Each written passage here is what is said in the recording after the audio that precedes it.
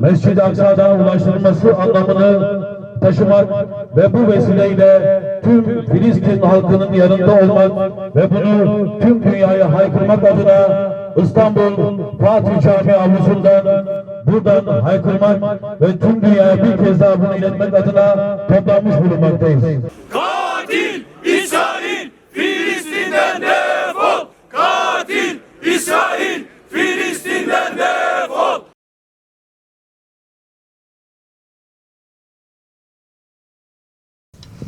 Kudüs'ün ne anlama geldiğini anlatmaya gerek yok.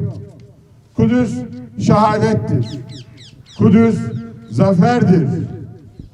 Kudüs yürüyüştür. Kudüs Doğu Türkistan'dır. Kudüs Arakan'dır.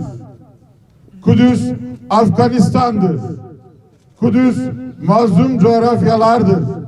Irak'tır, Suriye'dir, ümmettir, insanlıktır. Kudüs zalime karşı olmak demektir. Kudüs zulme karşı ayağa kalkmak demektir. Kudüs dik durmaktır. Kudüs tevhid demektir. Kudüs vahdet demektir. Kudüs cihat demektir. Allahu Ekber! Allahu Ekber! Allahu Ekber! Kudüs'süz İslam, İslamsız Kudüs olmaz. Yüreklerimiz tek, bileğimiz tek, yolumuz tek, Rabbimiz tek, Kudüs'ümüz tek ve zaferimiz de yakındır inşallah. Allahu Ekber! Allahu Ekber! Allahu Ekber!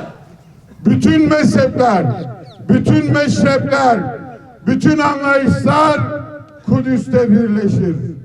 Çünkü Kudüs, Amerika'nın bomba attığı yerdeki hangi dinden olursa olsun mazlumu düşünmek demektir. Kudüs, Vietnam'ın intikamıdır. Kudüs, Doğu Türkistan'ın intikamıdır. Kudüs, Moro'nun intikamıdır. Kudüs, din ayırmadan mazlumların yanında olmak, zalime karşı çıkmaktır. Onun için Kudüs, insanlığın bir araya gelmesi demektir. Kudüs bizim aşkımızdır. Kudüs kırmızı çizgimizdir. Bakın Kudüs olunca neler birleşiyor. Bir tarafta Anadolu Gençlik Derneği, bir tarafta TUGVA Genel Başkanımız. Kudüs olunca siyaset üstü, politika üstü hedeflerde hep birlikte söylüyoruz. La ilahe illallah Muhammedur Resulullah diyenler bir araya gelirler. Camileri doldururlar. Meydanlarda yürürler.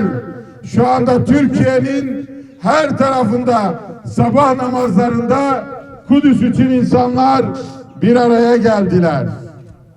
Bugün niçin buradayız? Niçin dünyanın birçok ülkesinde sabah namazları kılınıyor ve dua ediliyor? Ey İsrail!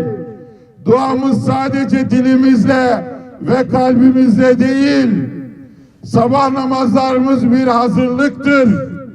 Mücadele hazırlığıdır. Biz biliyoruz ki sabah namazı ve namazlar bir disiplindir, bir direniştir, bir diriliştir.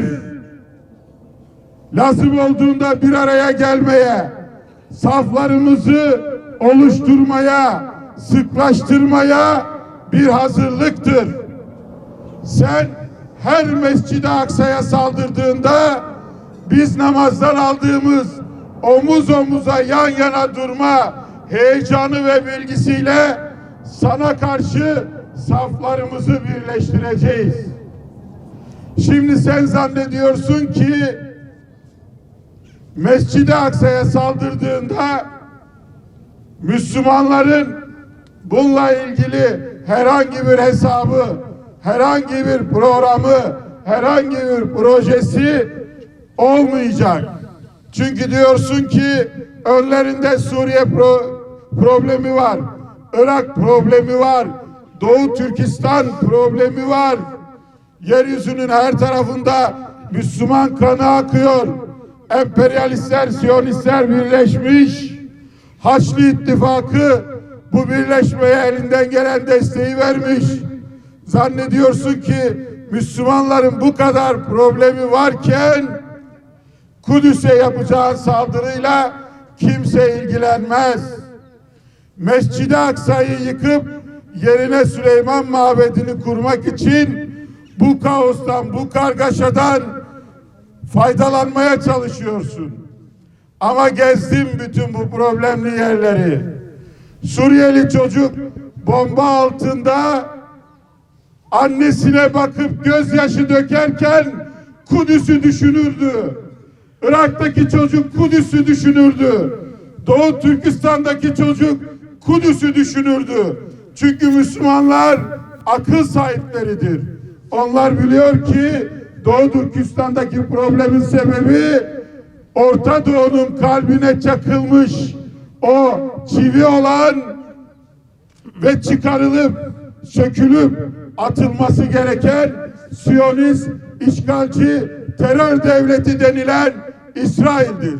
Doğu Türkistan'ın kurtuluşu için Kudüs'ün özgürleşmesi, Afganistan'ın kurtuluşu için Kudüs'ün özgürleşmesi, Müslümanlar arasındaki etnik savaşların bitmesi için, Türk, Kürt, Arap kardeşliği için Kudüs'ün özgürleşmesi, Moro'nun, Patani'nin, Irak'ın, Suriye'nin kurtulması için Kudüs'ün özgürleşmesi gerekiyor. Çünkü ey Müslümanlar, ey insanlar, fitnenin kaynağına yönelin. Kirin, pisliğin kaynağına yönelin. Kudüs'ü Siyonizm'den kurtarın. Kudüs temizlik demektir. Siyonizm işgal demektir. Fitne demektir. Katil demektir. Tecavüz demektir. Her türlü pis kavramların odağıdır Siyonizm. İşte bunun için bizler bu bilinci oluşturacağız. Sadece namaza gelmeyeceğiz.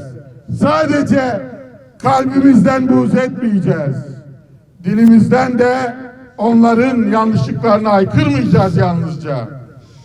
Mesele Kudüs olunca el ile de müdahale edeceğiz. Elimizle de cihad edeceğiz. Dilimizle de cihad edeceğiz. Kalbimizle de cihad edeceğiz.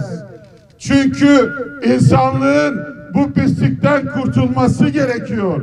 Bu fitneden kurtulması gerekiyor. Her zaman söylenen bir ifade var. Türkiye, Türkiye'den büyüktür diye. İşte bu birliğimizi, beraberliğimizi daha güçlü kılarak, daha safları sıklaştırarak her daim Kudüs'ün, Müslümanların bütün mazlum coğrafyaların arkasında olduğunu Türkiye olarak dile getiriyoruz ve bundan sonra da inşallah bu birliğimiz, beraberliğimiz daha güçlü, daha sesli bir şekilde yankı bulur.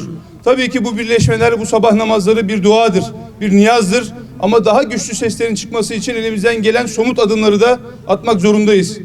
Bizler Kudüs özgür olunca İslam'ın, Müslümanların özgür olacağına inanan bir topluluğuz.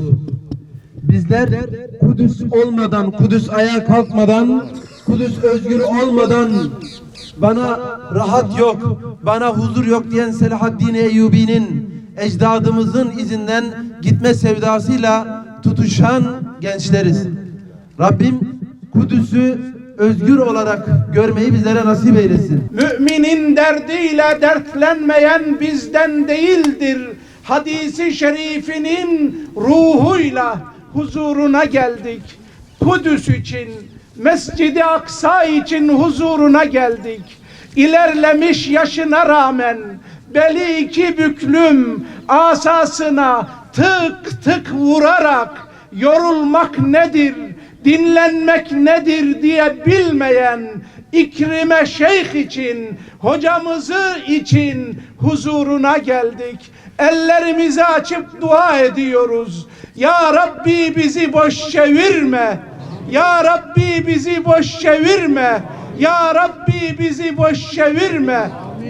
Allah'ım, yıllardır ümmetin kanayan yarası haline getirilen Siyonistlerin, zalimlerin, emperyalistlerin, ümmeti Muhammed'in ciğerine sapladıkları bir hançer gibi duran Kudüs davası için, Mescid-i Aksa davası için huzuruna geldik. Soğuk havada duayla, senin zikrinle, senin isminle ısınmak için Fatih Camii'nin avlusundan ümmet şuuruyla Kudüs'e, Mescid-i Aksa'ya, Şeyh İkrime'ye selam göndermek için geldik. Ya Rabbi, boyunlarımızı bükük bırakma, ellerimizi boş geri çevirme Allah'ım.